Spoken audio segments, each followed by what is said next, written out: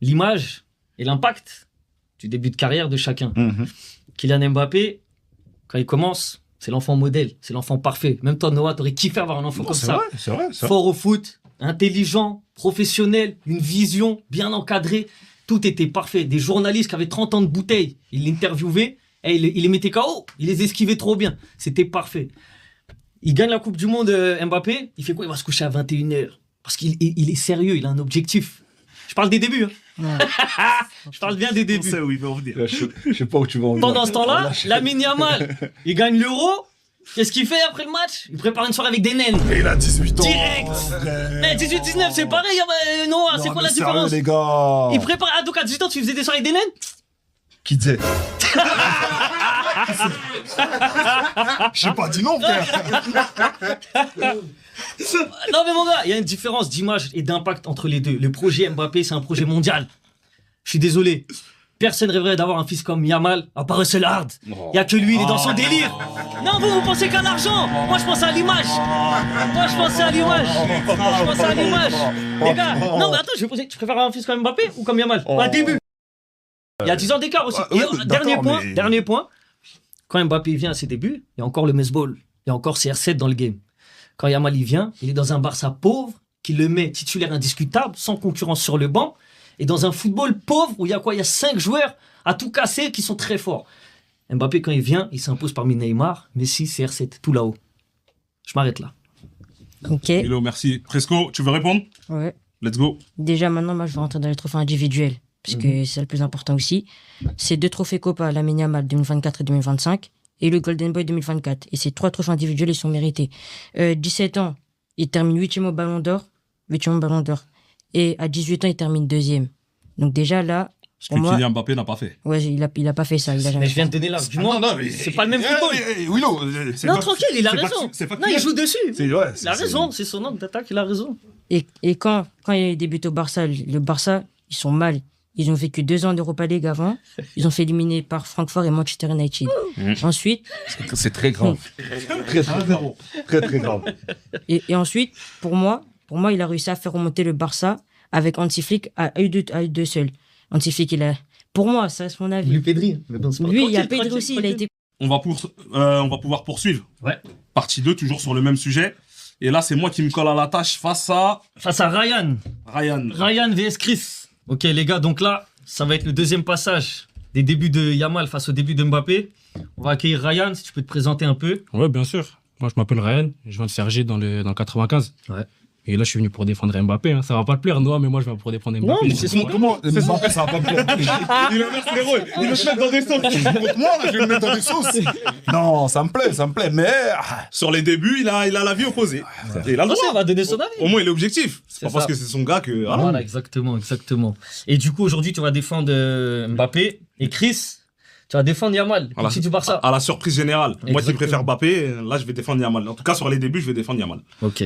Du coup, Ryan, je te laisse commencer. Tout à l'heure, c'est moi, j'ai commencé. Ouais, peu Comme importe. tu veux. Comme tu veux. voulez. Ryan, honneur au nouveau. Vas-y, je te remercie. 2 minutes, c'est parti. Donc voilà, tout à l'heure, Willow, il a parlé des débuts d'Mbappé en Ligue 1, soit avec Monaco, avec le PSG. Mais on a oublié de parler d'un truc, la Ligue des Champions. Parce que c'est la plus grande compétition. C'est vrai. C'est les grands soirs, c'est là où on met son beau costume, comme tu as dit dans un autre épisode. j'aime bien. Kylian Mbappé, il vient, il marque à l'Etihad Stadium. À l'aller, il marque au retour, à Louis II. Ouais. Ensuite, contre Dortmund, le mur. Tu vas pas me la faire. Nous, on triche. Ouais, on le dit, nous, on triche. Regarde, tu l'éclair. Tu peux trafiquer Voilà. les Il est à domicile, il triche. Mon gars. C'est pas grave, comme le Real. T'es dur. Comme le Real à la Tu maison. touches un point sensible. Hein. Putain, mais c'est ça. Non, mais mais- t'es dur là. Attention, vas-y. Moi, j'aime le Real, mais dur, voilà, t'es je dis la Chris. vérité. Let's go, c'est parti. Bon, déjà, pour les débuts de Yamal, moi, je vais parler des records de précocité. Yamal, il s'avère qu'à 15 ans, c'est le plus jeune joueur à démarrer au Barça. C'est le plus jeune joueur à démarrer au Barça en Ligue des Champions. C'est le plus jeune joueur à démarrer pour la Roja, donc la sélection. Donc en fait, sur les records de précocité, on avait affaire à un ovni. Donc les débuts de Yamal sont beaucoup plus tôt que les débuts de Mbappé. Ça veut dire que quand Yamal, là, il avait 15 ans, Mbappé, il joue encore la Coupe Gambardella. Tu vois, la différence, elle est là. Ça veut dire qu'ils ont pas démarré au même âge. Les débuts de Yamal, ils se font beaucoup plus tôt. Faut comprendre une chose. Quand on parle des débuts de Yamal, on pense direct au début de Messi et au début de R9. Tu vois, c'est à ça qu'on associe les débuts de Yamal. Tellement il nous a choqués. On prend les 2 plus grosses références football pour se dire, Ah, mais est-ce que les débuts de Yamal, c'est pas du niveau de R9, c'est pas du niveau de Messi? Et au final, quand on fait les comptes, on se dit peut-être qu'au même âge, c'est plus fort que ce que Messi proposait. Après, dans le futur, Messi, bon, de toute façon, je pense pas que Yamal aura le niveau de Messi, mais sur les débuts, en tout cas, Yamal, ce qu'il propose, c'est plus fort que Messi au même âge. Mais Les gars, je suis Mesball, les gars. Au même âge. Au même âge. Les gars, je T'as dit suis. une dinguerie. Bloque mon compteur, bloque mon compteur. Bloque son compteur, le problème, c'est que c'est pas le même football. Messi, en face de lui, il y avait des Vidic, des trucs, tu vois, quand il était là, des Je suis d'accord, des mais Terry, des moi, je suis Carvalho. factuel. Moi, je prends ce que les deux ont fait au même âge sur le terrain. Maintenant, le contexte, en fait, le contexte, Yamal, c'est pas de sa faute. Il paye. Non, mais attends. c'est pas de sa Voilà, faute. c'est pas de Je sa peux faute. répondre vite fait ou pas? Réponds, après, je te laisse je reprends. reprendre. Vas-y, Parce que tu me dis, Yamal, il a des records de précocité. Regarde dans le Barça dans lequel il joue. Il n'y a pas le choix. Il n'y avait que lui à mettre dans tous les cas. C'est vrai ou c'est faux? Donc, au bout d'un moment, moi, je veux bien. Mais Lamine Yamal, moi, je vais terminer là-dessus, sinon on va jamais finir. Lamine Yamal, il porte un Barça qui est malade depuis plusieurs saisons. Et le Barça dépend d'un petit de 17, maintenant 18 ans. Parce que bon, les Barcelonais, ils aiment bien faire comme s'il n'a pas d'anniversaire. Maintenant, il a 18 ans. Lamine Yamal, il porte un Barça. On n'a pas demandé les responsabilités que Lamine Yamal a aujourd'hui. Au même âge, on n'a jamais demandé à Kylian Mbappé d'avoir ces responsabilités-là, dans le sens où il était beaucoup plus accompagné. En équipe de France, il y avait des Pogba, il y avait des Griezmann, il y avait des Varane qui ont gagné des 5 Ligues des Champions. Il était beaucoup plus accompagné. Aujourd'hui, au Barça, et la Roja, quand tu regardes la sélection espagnole, il y a des tauliers, il y a qui? Il y a Rodri, mais Pedri, il a le même âge que lui, limite, et t'as Nico Williams. Ça veut dire qu'en fait, c'est une bande de jeunes qui donnent une leçon de football au football européen. Elle est là, la réalité. Donc, les exigences qu'on a avec Yamal à 16-17 ans ne sont pas les mêmes que Kylian Mbappé au même âge. Chris, simplement. Chris, une question. C'est plus facile de t'imposer quand, dans tes concurrents directs, il y a Neymar, Di Maria, Pastore, etc. ou quand t'as personne. Mon gars, quand t'as mis 120 ou 180 millions sur un joueur, dans tous les cas, il va jouer. Non, mais faut simple. Plusieurs matchs référence en Ligue des Champions. Maintenant, moi, chaque week-end, on me dit, Lamine Yamal, c'est un crack. Je vais sur TikTok, je vois des edits. Maintenant, le mardi soir, quand je sèche le foot pour aller regarder la Champions League, je vois Yamal. Tu sèches le foot? Oui, ton entraîneur, il est au courant de ça? Non, il va savoir. Voilà, moi, je vais sur d'autres arguments. Non, mais bref. Quand je vais regarder la Champions League, je vais regarder le Barça, je vois Yamal, je me dis, il est vite fait votre crack. Alors que mardi, le mardi, quand Mbappé il joue, c'était que des buts. Comment ça, il est vite fait, votre crack? Attends, Frérot, tu retires le mardi soir. Comment tu peux dire qu'un mec, il est vite fait? Il est fou, quoi. Retire-moi le match de Yamal contre Il l'Inter. joue en Ligue des Champions, D'accord, t'entraînes le d'accord. mardi soir, tu dis D'accord. il est vite fait, votre crack. Retire-moi le match contre l'Inter. Bah, et regarde, fais-moi bah, un regarde. match référence de Yamal en Champions League. Bah, regarde, tu dis le mardi soir. Attends, 2 secondes. Une double confrontation qu'il a perdu en plus. Mardi et mercredi. Ouais. Ton crack Kylian Mbappé contre Liverpool, il était où? On parle des débuts. On parle des débuts. Non, mais non, parce qu'il a dit mardi. Il a dit mardi, mercredi. Il a dit. Il a séché le foot. Il a séché le foot, non? Il a séché le foot. Il a dit qu'il regardait Mbappé. Il a séché le foot, je parle à l'époque. Il a pris le mardi, mercredi. Attends, vite fait. Quand il séché le foot. Attends. C'était à l'époque, il y Parce a que pas là, de dans tous les cas, là, si je continue, on va jamais c'est finir. bizarre, Là, je vais finir sur un dernier truc, parce que sinon, on va jamais Ouais, bah s'arrêter. Kylian Mbappé, c'est lui qui a banalisé le fait d'être précoce comme ça, de lancer des jeunes aussitôt. Avant Kylian Mbappé, c'était pas normal. Mbappé, les performances qu'il faisait à Monaco, il l'a banalisé, il a rendu ça normal. Avant Mbappé, Attention, Et en plus- attention, et en R9, les gars. Les gars, Non, tu parles R9, Mbappé. il. Avant non. Mbappé, c'était pas normal de Justement, percer parce que aussitôt. t'as parlé de Pelé, de Ronaldo, tout ça. Pelé, il dit que Mbappé, c'est le nouveau Ronaldo. Ronaldo, il dit Mbappé, c'est mon beau petit. Ils sont reconnus en Mbappé, les deux là. D'accord. Et donc. Quand il a commencé, Comment à tu peux reconnaître ça dans tous les cas cité l'exemple de Ronaldo. À ses débuts. Sur ça, les gars, frérot, R9, il prend un ballon d'or, il a 21 ans. On va pas refaire le jeu aujourd'hui. on parle de pied gauche, pied droit. C'est pas On grave. parle de pied gauche, pied droit. De pied gauche, Empêche, toi, tu défends qui? Les droitiers ou les gauchers? Droitier. Les droitiers, toi, c'est les gauchers. Ouais. Honneur à qui? Les gauchers. Honneur aux gauchers. Déjà, Attends, t'as mis le temps, c'est bon? Ouais, c'est bon. Vas-y. déjà, je vais commencer avec un argument d'autorité. Quand le meilleur joueur de l'histoire du foot, c'est un gaucher, normalement, les débats doivent s'arrêter là-bas. Waouh. T'as gagné, c'est bon, tu peux. Ah, je me suis dit, attends. Non, il baisse pourquoi? En fait, c'était un bon buzz. Ouais, non, c'est un bon buzz. Non, comme si c'est un gaucher, on doit s'arrêter à là, mais je vais continuer quand même pour la culture. Quand on prend, déjà, il faut savoir que 80% des footballeurs sont droitiers. Et dans la vie en général, il y a plus de droitiers que de gauchers. Donc dire que plus de footballeurs professionnels sont droitiers que les gauchers, ça veut dire qu'ils sont meilleurs, c'est pas ça. Il y a plus de droitiers dans la vie, donc c'est pour ça qu'il y a plus de droitiers dans le foot. Ensuite, quand on voit les gauchers jouer au football, on se rend compte qu'ils ont une affinité particulière avec le ballon. On se rend compte qu'ils ont un génie expliqué, qu'ils font des choses avec le ballon, que les droitiers, souvent, c'est pas ça. Quand je parle des meilleurs droitiers et des meilleurs gauchers. Ensuite, moi, j'avais vu la télé un jour et Omar Da Fonseca disait un truc intéressant. Il y a des locataires de football et les propriétaires. Et il y a les propriétaires. Maintenant, j'ai pas envie de dire que les droitiers, c'est des locataires, mais les gauchers, on a l'impression que même à 70 ans, ils vont faire ce qu'ils font avec le ballon sur un terrain de football. Pour illustrer mon propos, juste on regarde le meilleur droitier de l'histoire du foot. On voit que là-bas au désert, c'est un peu compliqué, les contrôles, et voilà. Attends, pour toi, c'est... Attends. C'est qui le meilleur droitier? Voilà. C'est qui le meilleur droitier de l'histoire? CR7, Bah non, je suis pas. Je suis pro CR7, mais c'est pas le Vas-y, meilleur. tranquille. le meilleur droitier de l'histoire. Mais fini. Ok, mais quand vous voyez par exemple, regardez le dernier but de Messi cette nuit, on a l'impression qu'il a fait ça toute sa vie. Quand il faut écrire l'histoire, c'est du pied gauche et non du droit. Quand vous prenez Maradona, Johan Cruyff était ambidextre, mais il jouait plus du gauche. Donc, on peut dire des petites phrases qui peuvent vous faire ressentir ce que je suis en train de dire. En général, les gauchers, ils ressentent le jeu, mais les droitiers, eux, ils le voient. Les gauchers, eux, on peut dire qu'ils sont en train de dessiner, les droitiers, ils tirent. Donc, quand je te donne des exemples comme Toni Kroos, Mesut Özil, Lionel C'est un Messi, droitier. Toni Kroos, c'est un droitier. j'ai vu qu'il était plus, j'ai vu qu'il jouait, il était ambidextre, mais il jouait souvent Ah, les avec du droitiers, gauche. droitier. On va le réviser, on va le réviser. Ok. Zéro. Moi, c'est embrouillé. Ok. Toni Kroos, non. Mais il y en a encore des joueurs. Mais les commentaires, ils vont tuer, frérot. Il y en a encore des joueurs. Il y en a encore des joueurs. Ça, c'est jaune, hein. Moi, j'ai mis déjà.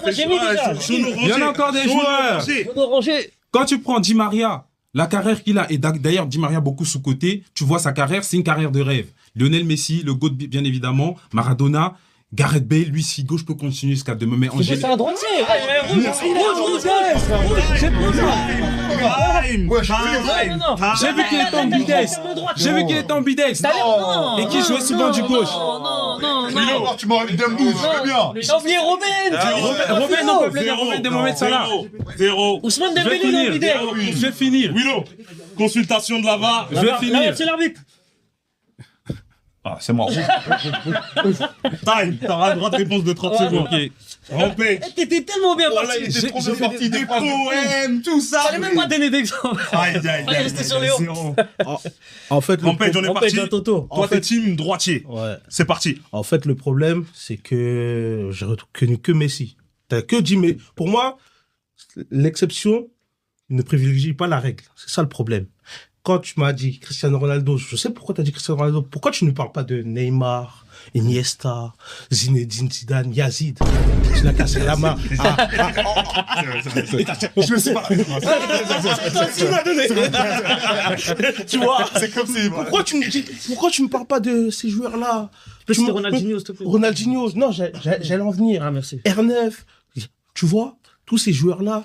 Tu me dis, oui, les gauchers, ils ont ce côté un peu l'affinité avec le ballon. Mais je suis désolé. Aujourd'hui, Iniesta, il a rien à envier au toucher de Messi. Même si Messi, c'est le GOAT. Non, attention. Non, chef. Les gars, il y a beaucoup de buzz aujourd'hui. Parle pas de Messi, frère, s'il te plaît. Parle pas de Messi. Parle pas de Messi. Ouais. Quand tu vois des Iniesta, des Modric, des gens Toni comme ça, Kroos, par des Toni exemple. Kroos, par exemple, des Xavi Hernandez, je suis désolé, ils n'ont rien à envier à des gauchers. Et encore pire, aujourd'hui, même les droitiers, ils savent jouer des deux pieds. Il y a plus de droitiers qui savent jouer des deux pieds Ça, c'est vrai. que Ça, de gauchers. Quand je demande tu m'as parlé de Di Maria, quand tu me parles de Di Maria, je sais pas si Di Maria il peut jouer du pied droit. Je pense pas. Il a pas besoin. Il a pas besoin. En plus, on l'a vu. Quand Il a pas besoin. partait sur son pied droit, c'était un peu limité, limitrophe. Tu vois? Mais c'est pas grave. Ça, c'est juste un avis, c'est ton avis.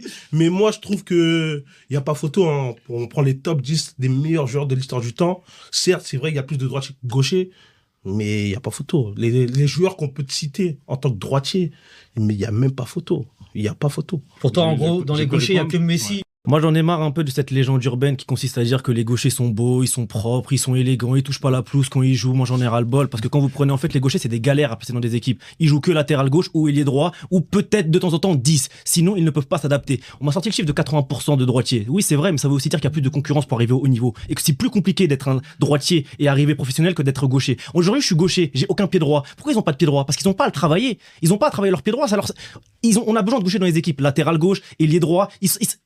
Cite-moi un ailier gauche qui est gaucher. Ils ne savent pas s'adapter. Tout ce qu'ils veulent, c'est rentrer sur leur pied gauche. Ils sont visibles. Et à part si tu es exceptionnel, que tu as un toucher de balle bien au-dessus de la moyenne, on sait comment on va te cadrer dans le match. Donc des joueurs d'exception, t'en as quelques-uns, t'en as une poignée, t'en as pas énormément. Alors qu'une poignée de joueurs droitiers avec un toucher de balle exceptionnel. Neymar, Eden Hazard, Zidane, Platini, Cruyff. Cruyff, il avait pas un bon toucher de balle, il n'était pas élégant quand il jouait. Cruyff, vous allez me dire, j'étais pas né, mais j'ai regardé, je me suis renseigné. Vous allez me dire que ces joueurs-là n'étaient pas élégants. Alors vous avez la carte Messi, le totem d'immunité Messi. D'accord, enlève-moi Messi, tu vas me sortir qui? Di Maria, mais Neymar, il lui apprend le football. Neymar aujourd'hui, désolé Cristiano Ronaldo, je suis désolé de te dire ça, mais il regarde Messi, il lui dit toi là mon pied droit, il a rien à envier. Il a rien à lui envier. Le pied droit de Cristiano Ronaldo, il a rien à envier au pied gauche de Messi. Mais bien sûr, le pied droit de Ronaldo au pied gauche de Messi. Et je vous le dis, non, je vous le dis, bien sûr, je vous le dis, parce qu'il y a l'émotion, il y a le pragmatisme, à un moment donné, est-ce qu'il savent faire les choses. Cristiano Ronaldo, si vous voulez rester sur ça, en termes de droitier, il a révolutionné tout ce qu'on peut faire sur un terrain de foot. Vous pouvez m'expliquer tout ce que vous voulez, la façon où il a amené le degré d'exigence sur un terrain de football, c'est lui qui a amené cette exigence. C'est lui. Messi, pas de souci, l'émotion, il n'y a pas de problème. C'est votre totem d'immunité. Messi, Maradona, les deux gauchers. Mais les droitiers sont beaucoup plus complets à tous les postes. Au milieu de terrain, vous me prenez des Modric, ils savent tout faire, pied droit, pied gauche. Quand vous avez un gaucher dans une équipe, je suis désolé, il ne sait que jouer d'une seule façon. Il peut pas se réinventer comme les droitiers. Un droitier dans une carrière, il change de poste. Dites-moi un gaucher qui change de poste, il change pas de poste, ils sont toujours au même endroit. C'est parce que c'est prévisible et ils ont leurs limites. Ils ont leurs limites et malheureusement, et je vais finir sur ça, comme je l'ai expliqué, certes les 80% de droitiers, il y en a plus donc ils surdominent, mais c'est pas parce qu'ils surdominent qu'ils sont pas meilleurs. C'est pas parce qu'il y a que 20% de gauchers que il y a un peu cette rareté, cette rareté ne fait pas la qualité. Et je vais finir sur ça. Merci Adam. Merci beaucoup. Vas-y Chris. Willow, là on va pouvoir commencer. On commence avec le meilleur coach all time et on commence par. Alors là c'est moi, toi tu défends qui du coup? Klopp. Jürgen Klopp. On va commencer par Bradley. Bradley, tu vas commencer. C'est toi qui commence. Ouais, tu défends qui? C'est qui le meilleur coach all time pour toi? Le meilleur coach all time, c'est parti, t'as 2 minutes. Moi je vais défendre Diego El Cholo Simeone. Allez. Non mais les gars. C'est bon, c'est ça.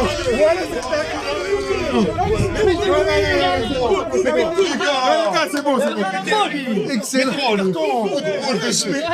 Gros, sérieux. Le football slovène, sérieux. Les gars, Simeone. Non mais sérieux. Les gars, s'assoit s'il vous plaît. Excellent. Même si on a tous envie de partir, on s'assoit. On doit respecter les avis de chacun, ça fait partie de l'émission. Oh là là. Peut-être il a un bon argumentaire. Même la prod, elle a envie de partir à côté de toi, mais. D'ailleurs, on salue la prod qui fait un excellent travail. Merci à vous, les gars. Bradley, t'as 2 minutes. Pas une seconde de plus. On est parti. Bon, je vois qu'il y a beaucoup de gens ici qui se reposent sur des idées reçues. Vous attendiez à ce que je dise Pep ou, je sais pas, Mourinho, tout ça. Mais moi, je suis un peu dans la rareté. Je suis pas de Chelsea.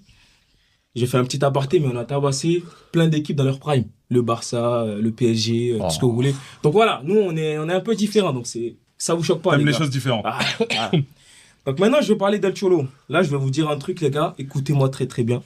Diego El Cholo Simeone, je vais vous prendre les 15 dernières années. Je vais vous demander de me donner une équipe sur les 15 années où tout le monde s'est toujours dit tout le temps, systématiquement, j'ai pas envie de les jouer. C'est-à-dire qu'aujourd'hui, quand vous prenez une équipe de foot, quand vous prenez une équipe, il a dit quand un coach ici, et je vous dis sur la 15 dernières années, je vous dis pas sur 3-4 ans, parce que si c'est sur 3-4 ans, moi aussi je peux répondre. Mais je peux vous dire un truc, Diego Simeone, ce qu'il a construit avec l'Atlético, c'est le rêve de tous les coachs. C'est-à-dire que c'est normal que ça vous choque, c'est normal.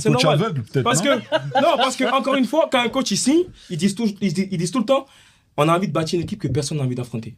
Et Diego Simeone, il a fait l'Atlético en donnant une carrière à des maçons, des menuisiers. Les gars, je suis désolé. Les mecs avec qui il a fait Saúl Ñíguez, Diego Godín, tous ces mecs-là, personne ne les connaît. Et il a même ramené des revenants.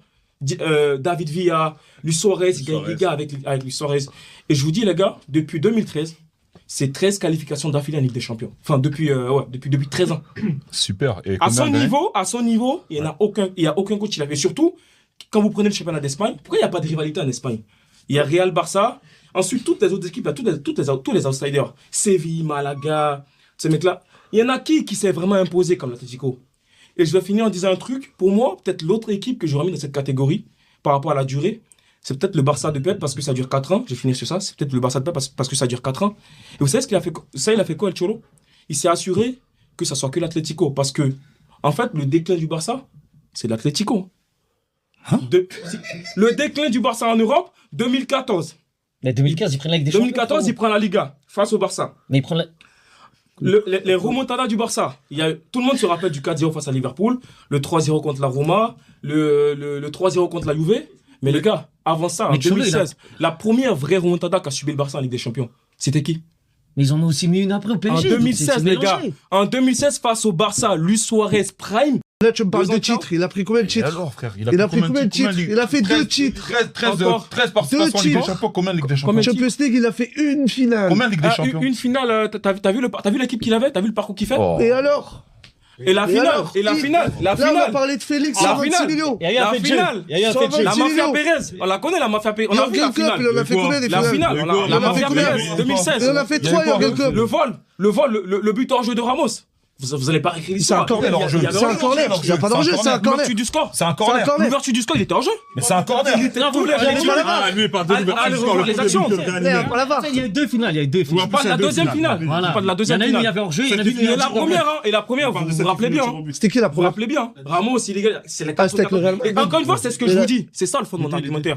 C'est qu'il a monté une équipe que personne n'a envie d'affronter. Cette année-là, les supporters du Real, vous avez chialé, les gars. Mais il pouvait Ramos, acheter. il vous a sauvé à la 94e, mais avant ça, vous étiez en pleurs, vous avez chialé, vous rappelez bien. Mais là, par rapport à Jürgen Klopp, c'est quoi les arguments là? C'est avec quelle équipe il a fait ça? Par rapport à Jürgen Klopp, c'est Tu te quoi les rappelles deux arguments? seuls joueurs de l'Atlético en 2014? Mais par rapport à Jürgen Klopp, Est-ce que tu te rappelles deux seuls joueurs de Jürgen l'Atlético en Klopp, j'ai 2014? dit, il avait pas la poche. Stop, Moha. Il avait pas la poche. Pareil, Jürgen Klopp, c'est pareil. Stop. Pas la poche, c'est important. Moha, Là, tu me dis, il a créé l'équipe alors qu'il n'y avait pas de joueurs. Jürgen Klopp, c'est pareil. Il a créé l'équipe avec tout, avec rien, pardon. Avec rien, il a réussi à ramener les supporters, le staff, les joueurs. Ils viennent tous pour lui, ce côté humain. Diego Simeone, il l'avait, mais il a rien fait. Non, il a pas du tout raison. Mais il a rien fait. Jürgen Klopp, il arrive à Liverpool. Sur les 2-3 premières années, il y a une saison, ils ont pris Van Dijk, 94 millions. Ils battent le record de défenseurs. C'est après. C'est bien après.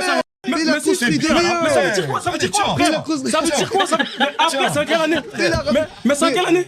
Qui? C'est en quelle année? Van Dijk, il arrive en quelle année? Van Dijk, il est venu après. Ça vaut Mais 2 ans. Jürgen Klopp, il est Ça venu vaut 2 ans. Et j'ai pas fini. Van Dijk, Salah, Mané, Ça là, Fabinho. c'était pas cher. Quoi? Ça là, c'était pas Fabinho, cher. Naby Keita. Mais c'est venu après, il l'a C'est sérieux? créé. Il l'a créé. C'est qu'on a Mais vu. à quel moment, moi, j'ai une question. Mané va À chercher quel 60 moment, tonnes. à quel moment est-ce que l'Atlético, ils ont enchaîné des recrues comme ça? À quel moment? Non, mais Là, après, il y a une différence de moyens 80 entre la millions, première... Joe Félix, Vous pouvez 126. Vous n'avez pas C'est venu comparé. aussi. Mais c'est ce que je dis. L'Atlético, ils prennent un gros joueur tous les 2-3 ans. Voilà, max, parce que ça, c'est ce que leur budget l'a pas même. Liverpool, ils ont enchaîné Naby Keita, Fabinho, comment- Salah, Attends, Mané, Virgil Van Dijk. J'ai un C'est truc. les gars. Regarde-les, Naby Keita, quand il arrive, c'est pas Ils Neymar. prennent 50 millions. Non, mais après, Mais même Salah, il arrive, les gars. non, ça là, il est bien. Ça, il est bien. Mais normalement, C'est pas des joueurs. Il a flopé.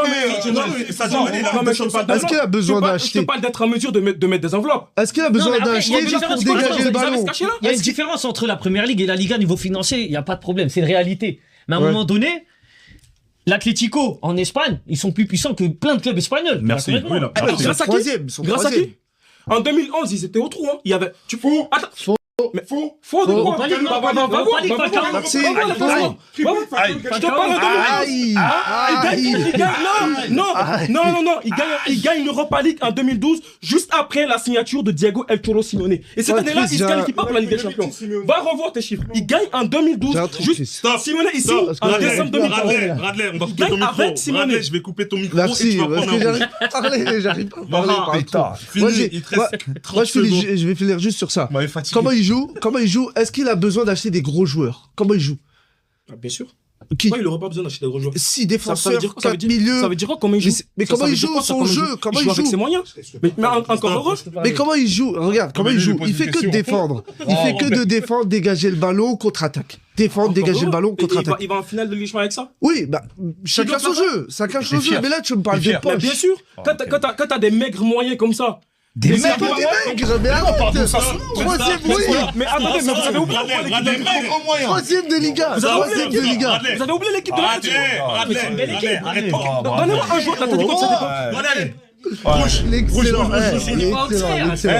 rouge. Non, mais c'est qui les joueurs Saoul Niguez Bradley. Coquet et Saoul Niguez, c'était une belle équipe. Ils avaient une belle équipe. Tu la connaissais avant Merci. On les a tous été formés là-bas. On applaudit Bradley, merci.